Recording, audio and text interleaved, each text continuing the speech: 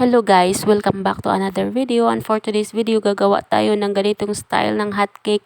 Ito yung lumang version ng hotcake na nauso noong unang panahon.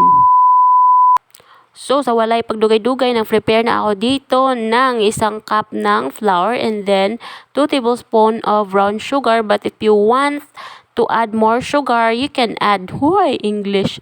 And then nilagyan ko na din siya ng 2 eggs and small amount of vanilla and syempre yellow food coloring, but vanilla and food coloring is optional only.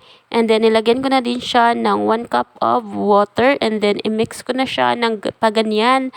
Pwede ka din gumamit ng hand mixer, but wala naman ako noon, kaya ito na lang. I-mix mo lang siya hanggang mawala na yung puti-puti. So, ayan. I-mix mo hanggang mapagod ka for the go. O, ayan. Ganyan. Tapos, syempre, magpapainit ka na ng frying pan or kawali. Tapos, ilagay mo na dito yung mixture mo. Tapos, hindi ko pala ito nalagyan ng baking soda or yung pangpatubo kasi wala ako noon.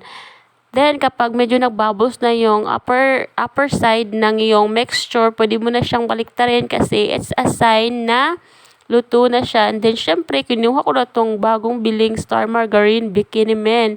Amoy Metro pa talaga itong Star Margarine. Baka naman Metro. So, syempre, kumuha na ako ng small amount ng Star Margarine at pinahid ko na siya. And then, nilagyan ko siya ng small amount din ng white sugar. Pero optional lang yung white sugar. Pwede na rin wala. And then, ayan, luto na. Ready to eat na. So, kung nakaabot ka dito sa last part ng aking video, shout out sa iyo. Ipagpatuloy mo lang yan.